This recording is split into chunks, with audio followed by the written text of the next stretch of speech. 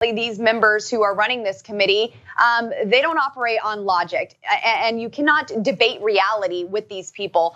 Whenever this comes up, they exaggerate so much of this. And I mean, look at AOC. Everything goes back to her possibly being raped on January 6th. Why does everything come back to people want to have some sort of sexual encounter with her any time that there's an incident? I don't know what her obsession is with that, but this is what we're hearing from Democrats. So you can't even debate reality, certainly with everyday policies. And I wouldn't expect the same with January 6th.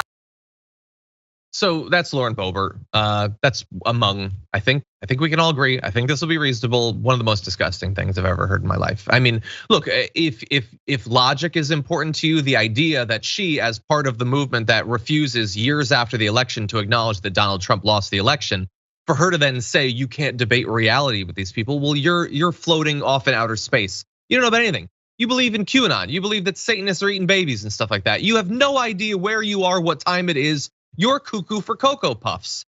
But I'm willing to set aside the logic thing, as important as logic is to me, as important as an attachment to reality is to me, to focus on the thing about AOC. Because after a couple of years of intense hyper focus from every single right winger on everything that AOC says, does, everything she did before she was elected, God help us if she ever danced on video, that's a week's news cycle for them. Then when people storm in there, people who we know from all these court cases were focused on people like Nancy Pelosi, Mike Pence, and AOC. The actual insurrectionists were elevating this representative to that level. She was afraid of being murdered or raped, the most understandable fear imaginable. And for Lauren Boebert to then attack her and say that her saying that she was afraid that she was raped is her being obsessed with having sexual encounters. That is sick on so many levels, with politics just being one of them. Just like raw humanity, let alone her being a woman and attacking another woman's fear of being raped in this way, Alonzo, that was just disgusting. And it's from an elected representative. That's not just some YouTuber, some bizarre podcaster or something like that. She is a congresswoman. So John, where do we start? Okay. This is the thing with Lauren Boebert, and you have to understand this with everything she says. Marjorie Taylor Greene, that is her biggest problem. She has been out crazy. She planned to go to Congress and be the craziest person, the craziest voice, get tons of press coverage. And Marjorie Taylor Greene showed up and out crazied her on every level. So nobody cares what she has to say. That is her frustration. That is her anger. Marjorie, listen, she thought, well, I'll just out crazy Sarah Palin. And then Marjorie Taylor Greene took the game to a whole different level. It's like, you're up against the LeBron James of crazy when you take on MGT. So this is why she's upset. Listen, I strongly suspect, I don't know if you remember, but there was a campaign stop with Barack Obama, and they were talking about people not liking him, and he went, like Jay-Z, you got to brush that dirt off your shoulder, right? That's AOC dealing with Lauren Boebert. AOC doesn't talk to Lauren Boebert. AOC's like, they're trying to kill me. They hate me. They just don't like women. Really? Who hates women? I've never met anyone who hates women. Not yet. Most men actually really like women. Good God. So first of all, it's messed up with Tucker Carlson that he would steal Mark Zuckerberg's laugh like that. Give it back to the robot, man. He's worked on it for years. Second of all, do you get what he's saying there? Most men want to have sex with women, so they couldn't possibly be misogynistic. So AOC talks very frankly in her GQ interview about her fear of being assassinated in a country where political violence is now a weekly thing that we have to grapple with. She talks about the people who were hunting for her in the Capitol on January 6th. She talks about the sexual assault that she has already survived. And coming out of that interview, Tucker Carlson does his little hyena scream laugh and implies that misogyny does not exist. I don't mean like politically targeted at her. It just doesn't exist. And I don't know, I thought maybe there might be some women here who were watching this that can attest to whether it actually exists in practice or not. Hey, Francesca, you're a woman. Tucker Carlson just claimed that there's no such thing as misogyny. What do you think? God, I mean, their latent sexual angst for AOC because she is someone who not only like speaks her mind, is incredibly cogent, is incredibly enigmatic, and is beautiful. It like their head implodes. They're like, oh, it's like the most conflicted hard-on they've ever had, and they have it every single day. Like, but misogyny.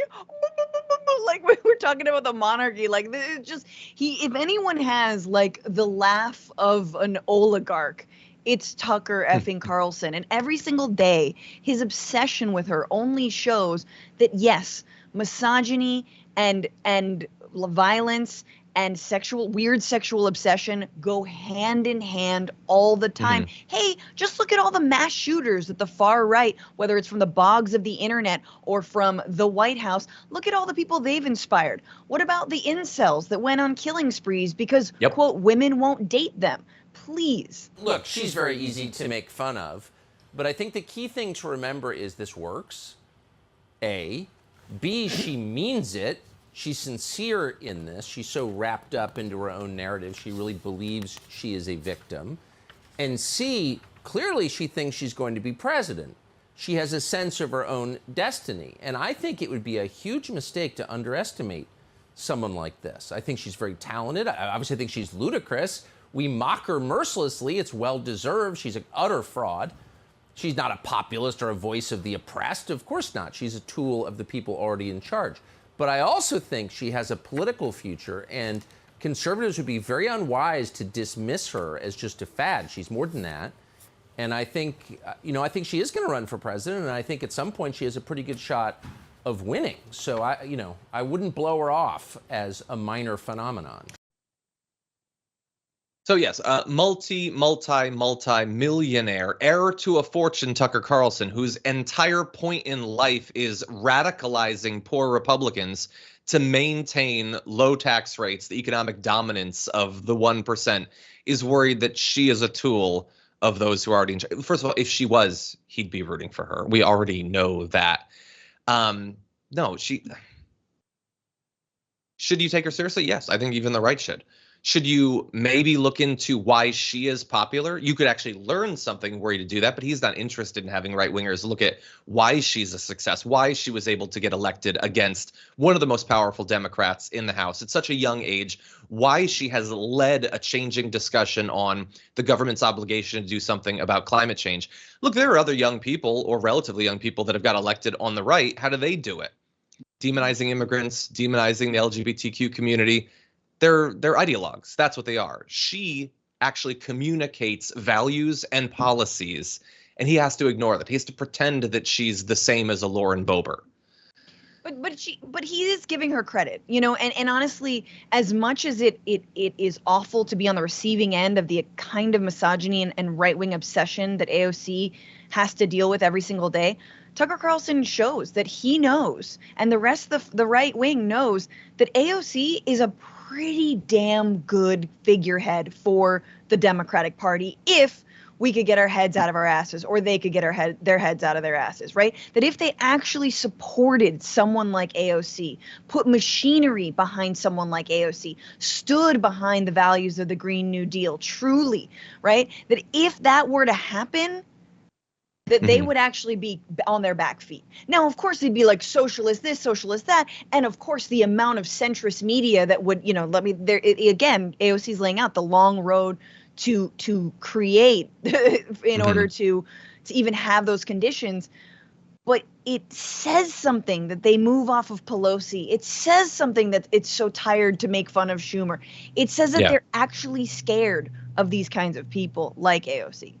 Yeah. And who by the way, like, I'm just like gonna be honest with you, the difference between AOC and Bernie and like, I love Bernie to death. It's his birthday, but AOC does have an ability to reach people who are, let's say, not quite as progressive as she is, right? Because they want to like her. People are looking for some kind of leadership, and she's offering it, and they're like, okay, well, and they're willing a lot. Again, most people are kind of like low information voters. They don't follow politics all the time. And AOC feels like someone who is genuine and authentic, and also in ways that Bernie hasn't been able to, quite reach out. Again, a little curmudgeonly.